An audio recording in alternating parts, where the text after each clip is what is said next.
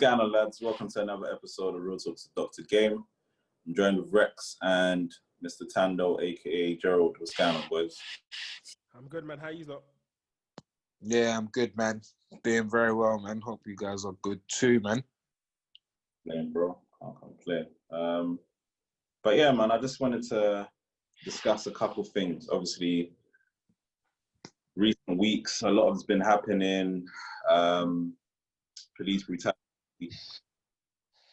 Obviously, more in America than our country. But I thought, yeah, let's get a couple of lads and let's discuss some of the things that we have had to deal with in the UK, and obviously try and compare it to some of the things that are happening in America.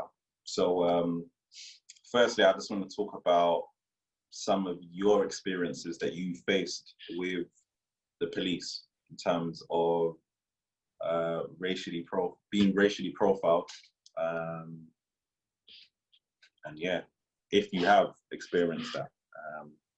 I dropped a video today, but you might probably see this at a later stage. So I kind of shared some of my experiences with being stopped and searched at a young age, being put in handcuffs. I think the first time I got put in handcuffs, I was 12. My brother was 8. Mad. Yeah. We went to go and buy Chinese. It's funny, basically the 2 times that I've been put in handcuffs, I went to go and buy Chinese. Like, It's a sign, my bro. that's not the only time. It's a sign. But yeah, I went to go buy Chinese, and my brother said he wanted to come with me. So I was like, all right, cool, let's go put your shoes on. We've gone to go and get Chinese now. And on the way back, a bully band has turned around and just seen 2 black boys. 6 of them jumped out of the car, mad aggressive. Obviously, me and my brother were thinking, definitely not coming for me. Like, I'm 12. So they've come, all asking questions, put the handcuffs on straight away, put the handcuffs on my brother. And we're like, fam, what's going on? I was so baffed. But obviously, for me, number 1, that's bad policing. Number 2, we were minors, underage, and you put handcuffs on us. For what reason? We weren't causing no the public or nothing like that. But yeah, I think for me that was the first time, and yeah, I'll probably say the first time, and for me that put a bad taste in my mouth with police. Like, yeah, I can't stand police. Good police, bad police. Anyone who wears that uniform, for me, yeah, you're just a pig, like, just, yeah. But yeah, enough about you. If any of you guys can share some of your experiences with police as well, man. You know, let me jump in quickly. Yeah, like, to be honest, I can't even remember the first time I got put in cuffs. I can't remember how old I was. I've been in cuffs so many times that, like, and the thing is, I don't have a criminal record or criminal conviction, but I've just had plenty of run-ins with the police, and that's from getting stopped randomly when I was young, stopped and searched for knives. Literally, just, yeah, as you said, when you're driving and you see the bully van spin, like, to this day, if I drive past police, like, I'll always like keep checking in my rear, thinking, yeah, you do. Yeah, that's a natural thing, isn't it? It's like, I'm totally legit. Like, I've got nothing going on, bookie whatsoever, but that fear still remains. But if I'm to be 100% honest, yeah, no cap, I've actually had some half decent interactions with the police. I won't even stand up and lie. There's been certain times where, like, one time I was on my phone and I was driving, and I was just like, I just had a general aura of bookiness about me, like, that day. Like, you know, when you're just driving, like, I was looking for something, I was driving, blatantly had my phone in my hand, and police officer stopped me. He's like, you know, I stopped you, mate. And I was like, yeah, I had my phone in my hand. He's like, you know what? Because you've been honest, I'm gonna let you go. Just don't do it again. I was like, all right. Right. We need more of him. Out there. Safe, my G. But I've had times where I've been stopped here, and you know, I think my main annoyance here, my main gripe with the police, as I've got older, it's become less physical, and that's probably partly down to me being less confrontational, and me not really venting my annoyance. Like being stopped by the police is just annoying because there's just a presumption of guilt. But that is what pisses me off, is the presumption of guilt when they're talking to you. It's it's like they haven't even fathomed for a second that you may not be up to anything, or you might not be guilty. And I think that's what annoys me the most nowadays. Like in the most recent I've had with the police, is that presumption of guilt. It's like, mate, I don't know why you just assuming that I'm selling drugs or I'm doing something that I shouldn't be doing. Like some black people do. A lot of black people have jobs and are able to pay for nice things legally.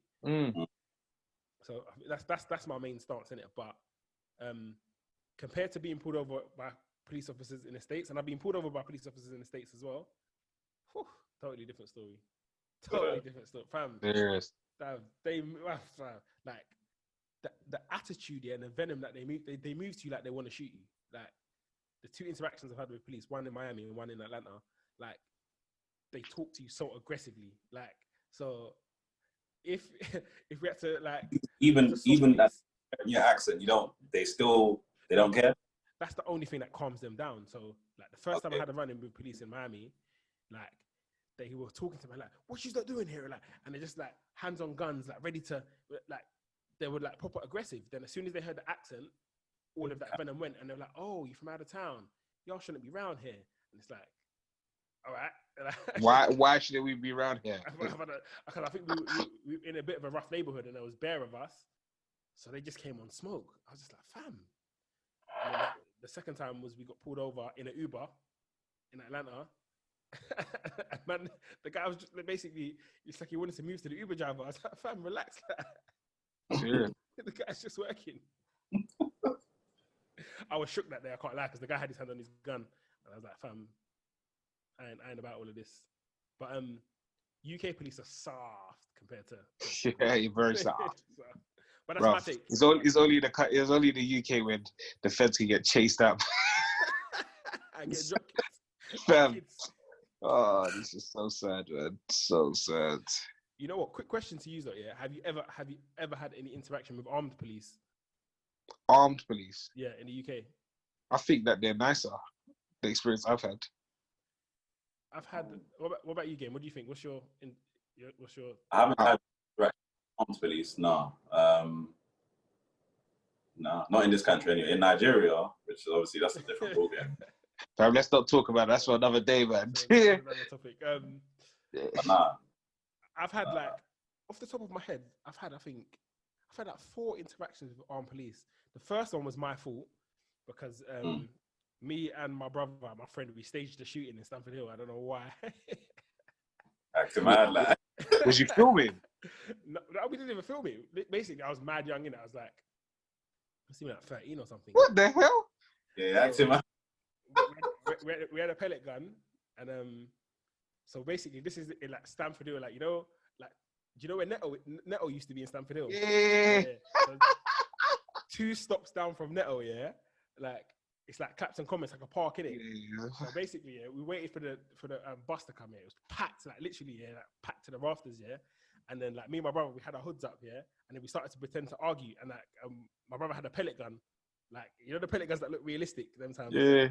So we started pretending to argue now, but then it was beef.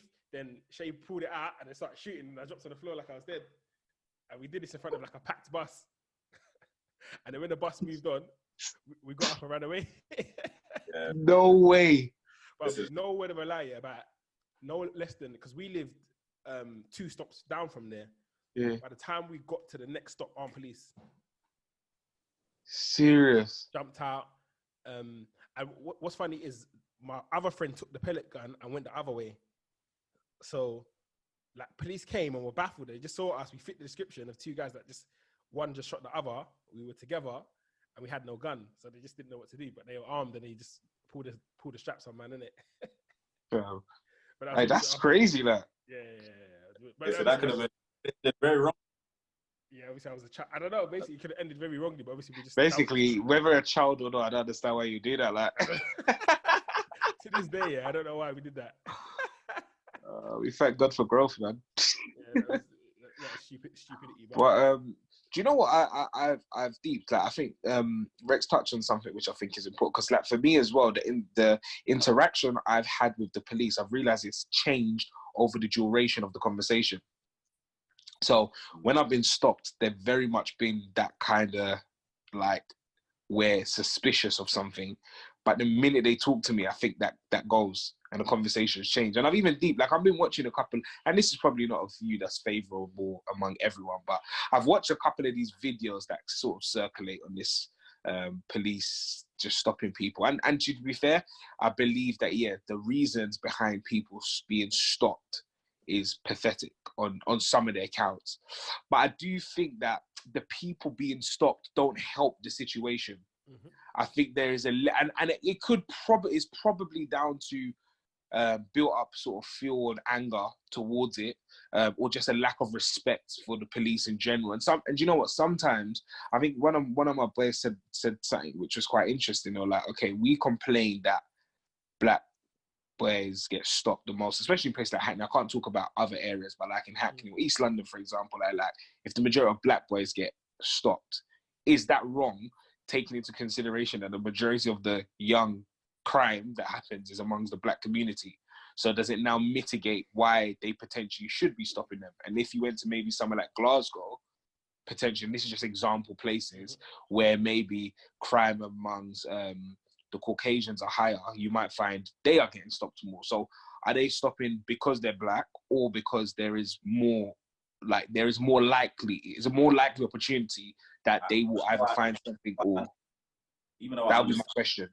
What you're saying, I think you have to have a reason to stop me. Yeah. So for me personally, when I get stopped, first thing I ask them is, what's the reason for you stopping me? And 9 times out of 10, it's waffle, or you fit the description, or I would prefer if you just tell me because I want to. That's it. If you just said to me because I want to, I would respect you more because you're being honest. In terms of black versus white, I understand what you're saying. Obviously in Hackney, you are more likely to be stopped because you are black. But my thing is, don't just stop me because I am black. Like, you have some intel on the car, or you fit the description and actually fit the description of somebody. Cool, stop me. But don't just, black guy, he's got a Range Rover, let me stop him. It's a stupid mindset to have, in my opinion. It's a very stupid mindset. I don't 100% believe it comes out of nothing. You know what is, Gerald? And the counter to it is, and I think what the counter that most people would say is that to basically just stop somebody on the basis that people that look like them do very stupid is almost lazy policing. And I think when you actually delve into the statistics, what they find is that when you compare it and you round it up properly, white people that are found to be so if it's like drug searches, when they stop white people, when you ratio it for the percentage rate, that they're equally as likely to be in possession of drugs or etc.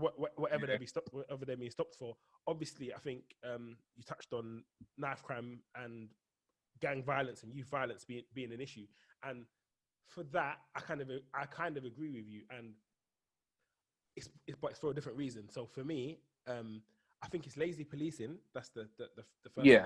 I'll definitely say it's lazy policing, and I think it's ineffective policing. But the only counter to it, and as somebody that's basically been stabbed myself, I feel like if the police, even if they have to disturb me from whatever it was I was doing for 10 minutes, and even if I have a difficult interaction with them, it will be worth it if it means that somebody can go home that night that doesn't die at the hands of from a knife that they're gonna take away from someone, if that makes sense. Yeah. So stop you there, Wrexx. Let me stop. As much as I don't agree with it, I feel like because it's our brothers, it's our cousins, it's our friends that are being killed, that if that helps, even if it saves one life a day, then for me, it's worth it, because that's one funeral that you don't have. Wrexx, let me ask you a question then. So are you saying that even if it means stopping every single black person and let's say they stop 100 black people every day, and they 10 times they seize 5 balls of cocaine or whatever it is, you're saying you're okay with them being stopped if it means the other 90 odd people who got stopped. And that's what I said. I said, I know that it's clapped, yeah, but I only feel like that for my personal reasons, because I know what it feels like to be stabbed, and I know what it's like to go through that and live that. And I feel that, like, if 100 people have to get stopped and 90% of them are innocent, if that takes 10 knives off the road a day, then I think it's justifiable. But I know that that's lazy policing, but I'm only saying that because I don't have another alternative. So so my question as well would be, so let's say you were now in a room with the head of policing, yeah. What advice would you say they should take it? Because I'm just trying to think, if I was in the mind of a police officer, let's hold that thought and that question to the end. Okay, cool. Because that ties into one of the questions that I have. Okay. Cool. For the end. But on that topic, I think obviously I can't say what Wrexx is saying is rubbish, because obviously he's talking from more of a personal point of view. Of course. Who used to live in Peckham, driving a black car, driving a black German car or Range Rover or whatever car I'm driving, 9 times out of 10 times likely to be stopped for whatever reason. It's the mentality is... Sometimes it's just because they want to. Now, obviously over the years, I'm trying to learn how to deal with them, but sometimes I get so frustrated and annoyed with them, because just because they can stop me, they do stop me. Sometimes it annoys me. Why are you stopping me? I'm not one of the guys. But for them, they don't know that. So it's like, yeah, but we don't know that. Cool, fair enough. But what was your reason for stopping me? The description. What does he look like? You now start describing me. No, that's easy police. You know what I'm saying? There is definitely an abuse of power there when it comes to these things. And sometimes it's like, because they know now, everyone sort of knows rights and stuff, they just got to put anything there. And think of how easy it is for police to say that they stopped you for something that they didn't. Do you know what I mean? It's just the way. And I think that whole assumption that black people can only get things as a result of like inappropriate or illegal behavior is actually quite stupid, in my opinion. And I think that it's just a lack of, it's just a lack of respect, and it's just maybe just uneducated, like they're uneducated, or I don't know what it is, but I don't think it's everyone. There is definitely police out there that do what the police force would teach them to do, which is hopefully the right thing. But I think there is also a lot of police out there that just completely abuse the power. But you know what it is? You've got to put everything in context. You're in a country that is predominantly white and racist. So the people that are going to police you are going to be white and racist. So, bro, but to be fair, I ain't going to lie. Some of these black guys that are policing, they're doing the same thing, fam. So I don't know if it's conditioned once you get into the police force that you got to deny your own, bro. Because a couple of them, like, I've been stopped by a black police officer before. And they go hard on you. If anything, he was the one that was... It's as if he had a point to prove to his guys that, like, it's just... He was the one that was being an idiot. And I was like, you don't have to behave like this, I said, and the thing is, I said to him, you trust me? You have not got a criminal standing there. You're not talking to a criminal. I'm far from it, so you need to allow it. You need to relax, have this conversation, and off we go. I remember a time when like my brother and one of my boys played a prank on me, and basically, so my brother had borrowed my car like an idiot. He left the key. He was late, he went raving, whatever. He left the key outside the car, and for the night. Woke up in the morning, that was obviously the case. Luckily, my boy saw it, the car and the key, took the key in the car and hid the car. And he came back and said, bro, what's happened to your car? So I'm thinking, oh crap, my car's been stolen. So I've called the police. I'm like, yo, my car's been stolen, like whatever. Because so long story short, they've come back and said, it's a joke, whatever, cool. So I've called the police back and I've said, yo, like, I found my car, like, it's not stolen anymore, innit? Like, so they're like, what do you mean you found it? I was like, I just found it, like, oh, hey. So I found it. So obviously I thought that now they've taken my car off the system, innit? But obviously that they hadn't. So I'm driving down Bethnal Green, and I just drive past one police car, and he spun round at like just so quickly, and they 2 bully vans, they like just pulled up, get out of the car. And I'm like, yo, and obviously it's like this happened in the morning, so it's gone to the evening, and I've even forgotten the conversation I've had. So I'm like, yo, bruv, the way the officer spoke to me, yeah, I can't believe it. Like scum.